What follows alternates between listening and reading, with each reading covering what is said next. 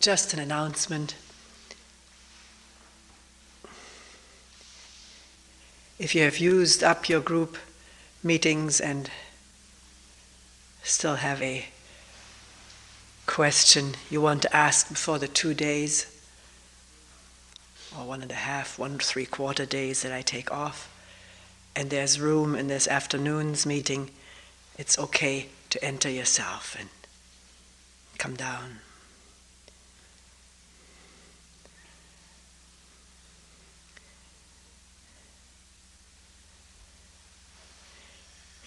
Maybe wait a bit because the meeting seems to fill up later on with people who haven't had their meetings yet, so wait some. Give those people a chance first. Day 3 of the November 1999 7-day retreat in Springwater.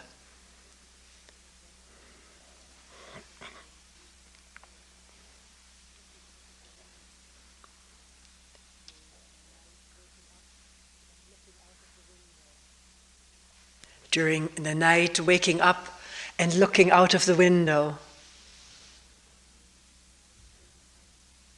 Such bright stars. And the earth covered with a fresh white blanket.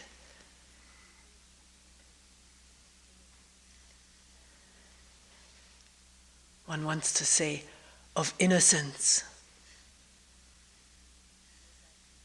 No footprints yet. No dust settling. It'll come. It has come. But an amazing thing.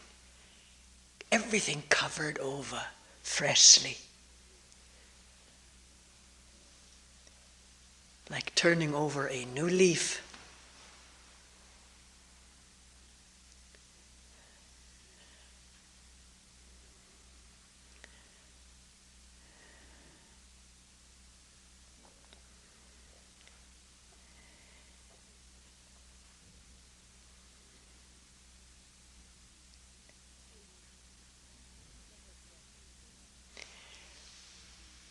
I'll go into several questions that have come up in groups.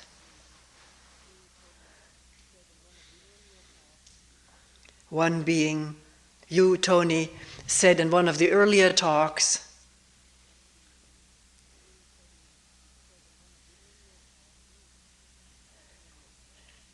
in connection with your observation and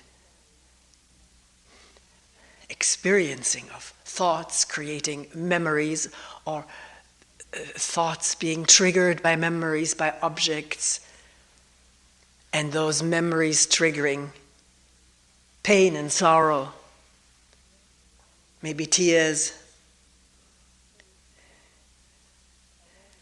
At one point I said, and I don't remember the entire context, awareness is not enough. Awareness of all of this is not enough. And as I said it, I wondered who would call me on that one. Somebody did. What do you mean by that? Awareness is not enough. And I do need to say more about what I meant at the time I was saying it and experiencing it. Experiencing loss and grief and pain and sorrow. One realizes how instantaneously, almost without any time, it is created by remembrance. Remembrance and the physical response to it are as one. It seems that nothing could come in between that connection.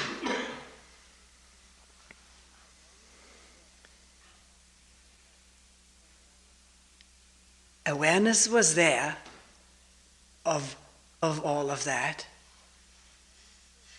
but that process of remembering, paining, sorrowing did not cease just because there was awareness of this thing going on.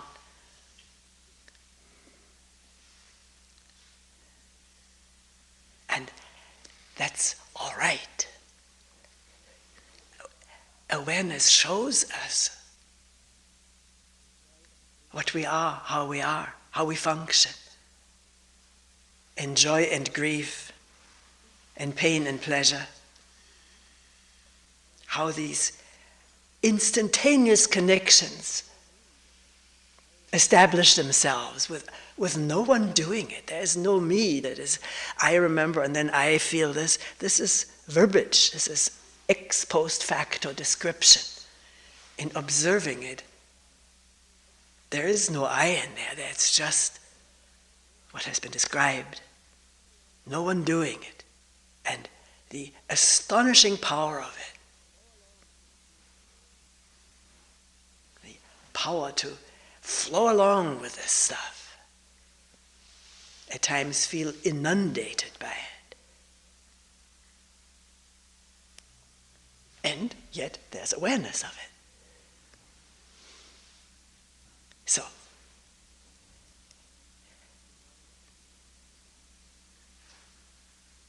what does it mean awareness is not enough? Where is the, how should I put it? Where is the abiding place, the anchor, the presence? In the flow of events, mental, physical, psychological, physiological, flowing with that, or in awareing it. There's a very important shift that takes place.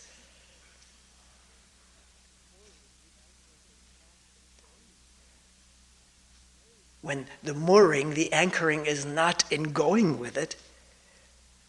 It's a paradox to say I'm anchored in going with it, when there isn't just this flowing with it, going with it, but remaining with awareness and letting what is happening come and go on its own without moving with it.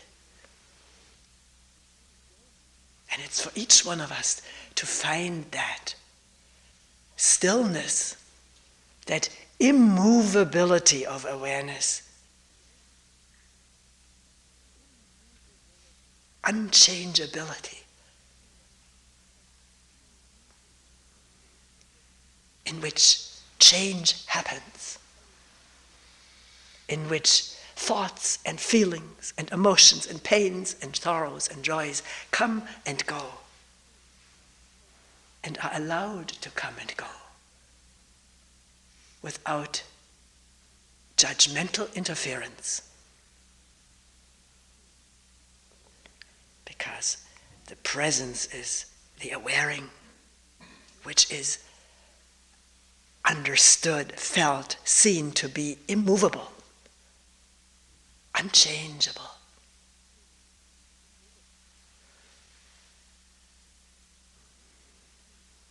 And in finding this spot, the language is clumsy, in this spot manifesting. Spot is also not the right word, it's infinite space. In that there is peace.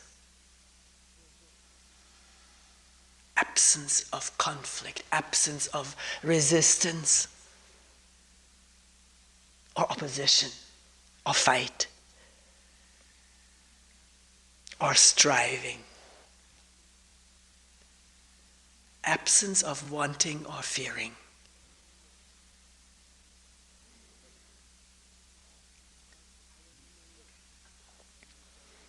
So, someone else said, I was puzzled when you said it's inevitable that a memory, in this case, memory of Kyle, the loss, the yearning to have back what is gone, the inevitability that I talked about of this memory triggering pain,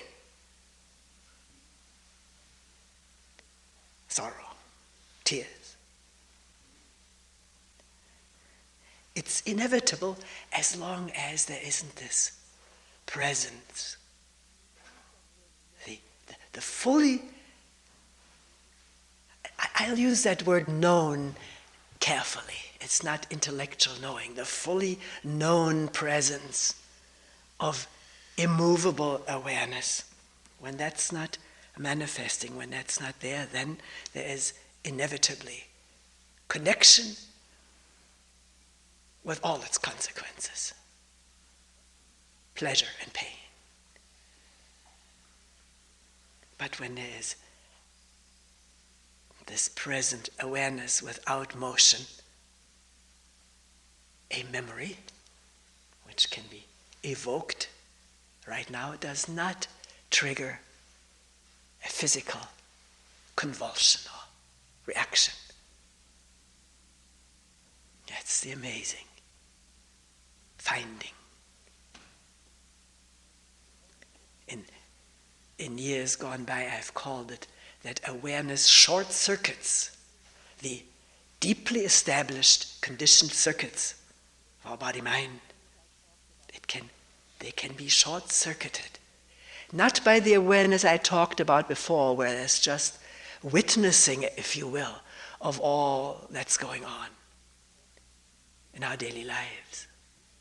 And this awareness is important, very, very important to witness how we react, how we defend, how we offend, how we dream and anticipate and yearn for the past to manifest in the future, to witness it all, to see it all. So there is a thorough understanding of this conditioned mind in which we human beings live most of the time. An undiluted understanding.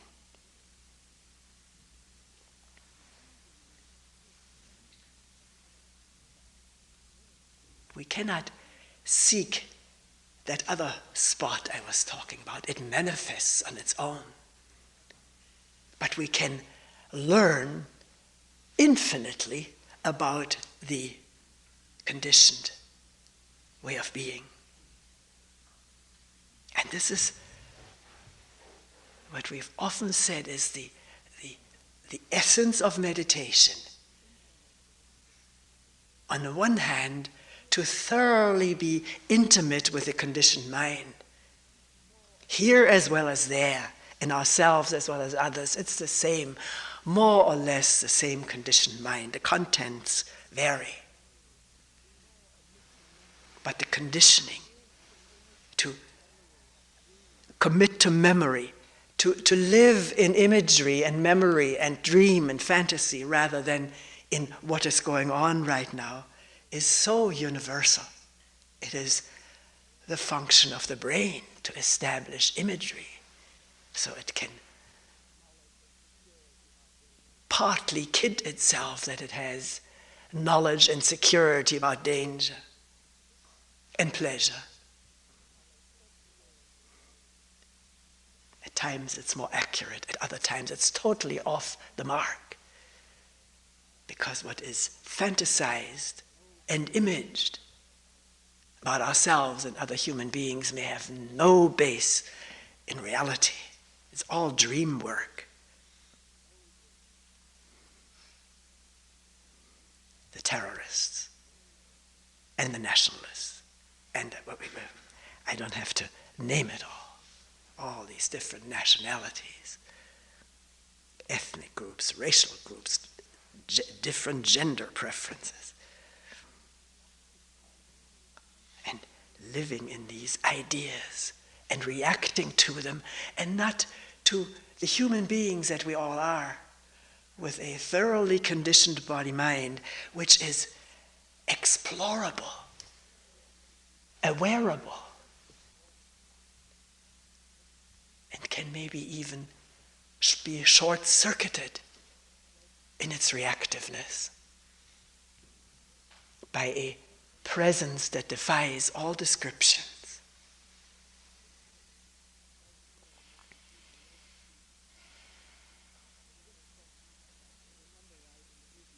So, this question, if I remember right, in the group led to exploring some more, well, what is awareness? We talk so much about it and use the word, I was aware of this, I'm aware of that, I'm not aware. Somebody's saying most of the time when I think I'm aware, I'm thinking about myself. That's why I like to differentiate, not just conceptually, the way it comes out sounds conceptual, but it can be really directly felt, reveal itself directly. Difference between consciousness, which I use that word for everything that has to do with thinking, remembering, anticipating, fabricating, desiring, fearing, according to what we know, the whole field of knowledge, all of that being consciousness. And this consciousness can come into awareness, either partially, in its and bits, or as a whole. Not meaning the summation of all the remembered things, that's often misunderstood, but realizing this is consciousness, this is thinking, this is remembering with all of its pain and emotions and agonies, or the opposite, longing and pleasuring in fantasy. This is consciousness. And this is said out of awareness of the whole amazing process of thinking. We'll call it all thinking because there are many different aspects to thinking. Spinning the web, which we call me and you and this world. It's a web spun from thought. Test it out. Don't believe it. I didn't talk about this in the first talk. Don't take what is being said as coming from authority that has to be believed and followed. Test it out. Can it be an incentive to look, to observe, to understand freshly?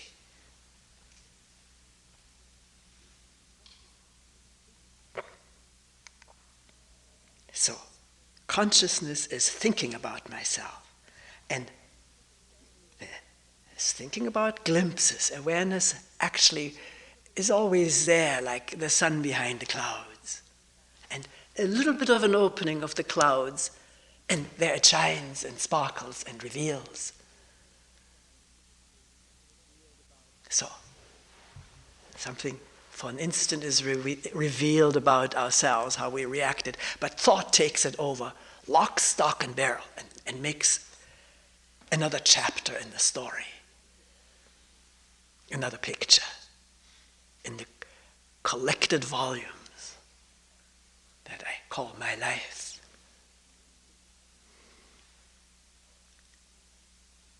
And again the question, can it come into awareness?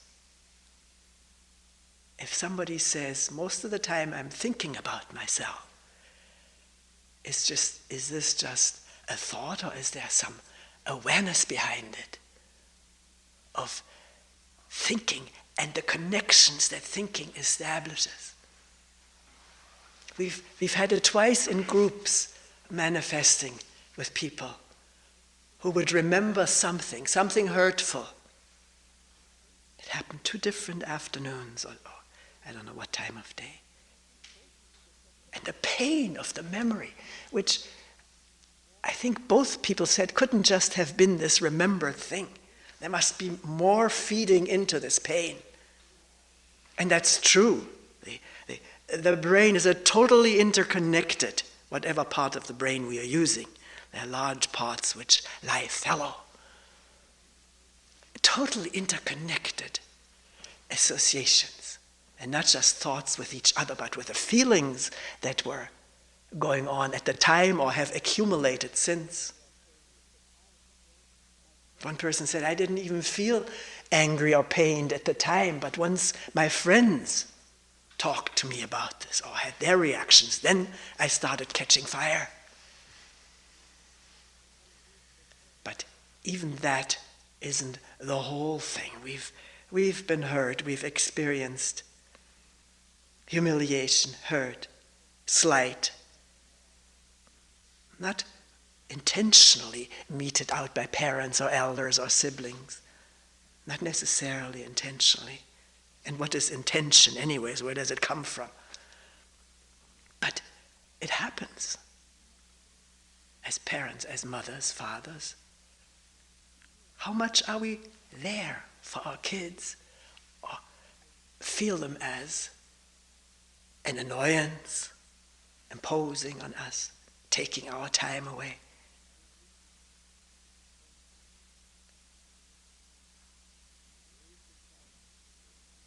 I remember once seeing, it engraved itself in my memory, a woman very nicely dressed, office-like, long coat, and a little boy in a cart, very talkative. He was trying his best to get his mom involved in a conversation, but she was not there. He was harried, in a hurry, needing to get some stuff to get the dinner on the table or what. Sometimes when children ask questions which are interesting to their parents, they will answer. And then the child will ask another question. Not so much that it has a scientific bend to find things out about the universe, but it likes to engage the parent in attention, which means establish an image of itself as being somebody worthwhile, worth being listened to. And these may be the lesser hurts that we have suffered. So, I don't have to go into it. We all have our rich stories about early hurts that we may or may not remember. But these start reverberating with a present hurt or a remembered hurt. All of the hurting things vibrate together. And can that be seen as a whole? As the seemingly inevitable activity of this brain, body, mind. No one to blame for it. Neither the hurter nor the hurt. It's one process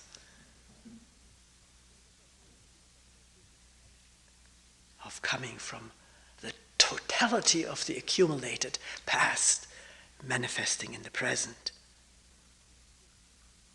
With or without this awareing.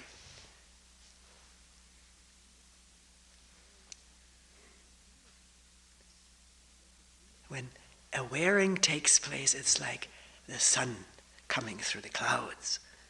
If we learn to do it in that way, or to let it be in that way, and not immediately judge, want to be rid of it, condemn it,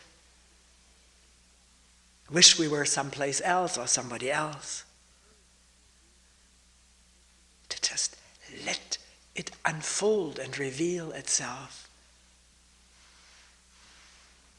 to a quiet, still attention.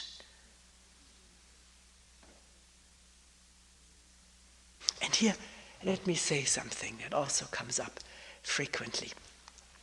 I do mention the occasional crows cawing, or right now there aren't any, or the wind and the branches rubbing against each other, branches without leaves,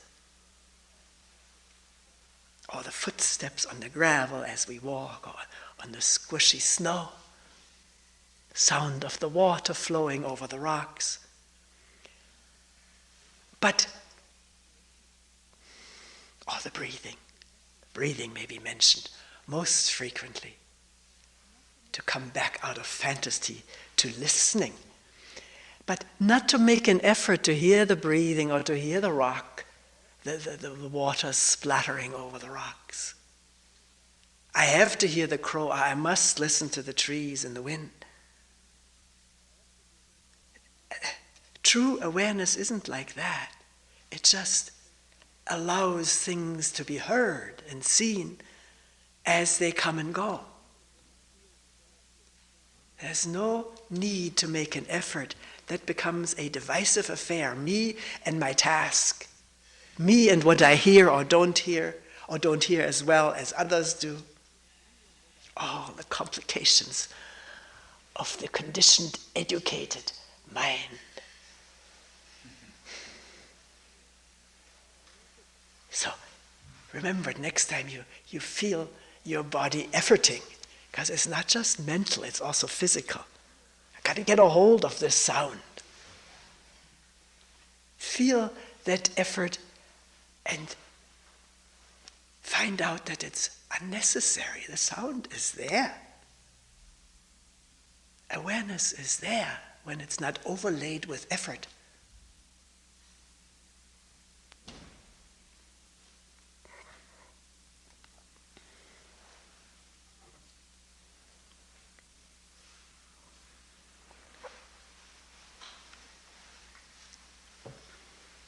So, there's one aspect of meditating, retreating,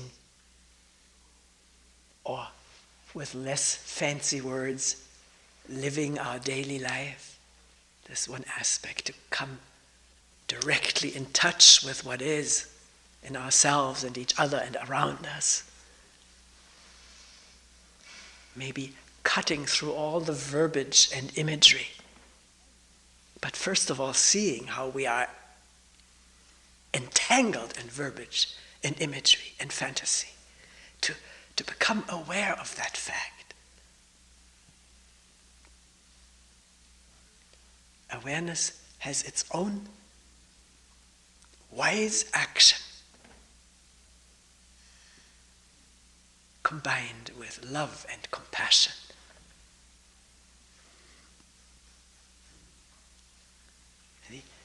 The other aspect of sitting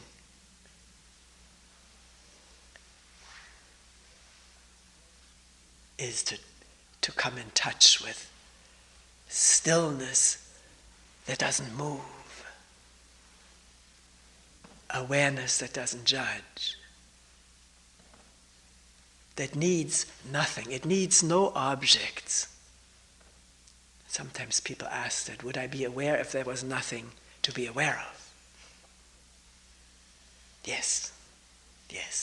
Awareness needs no objects. Objects come and go or may even stay away.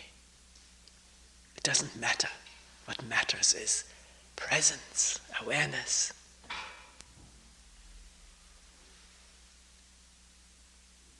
In which there is no fragmentation, no division, no me here and everything else out there. That is mind-made, consciousness-made stuff, and needs to be seen as such.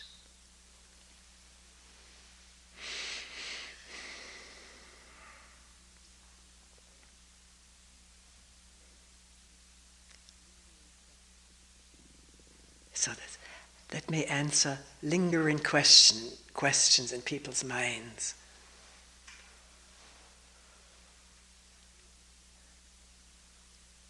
Does meditation mean I need to quiet down and have no thoughts? Or does it mean I need to see everything about myself? It's both, and it's neither.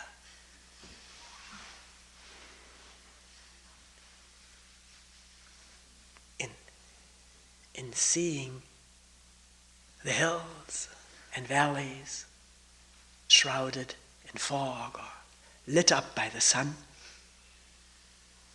do we see ideas about it, imagery about it, or open space in which things appear and disappear? The open space being oneself, and what appears and disappears being oneself.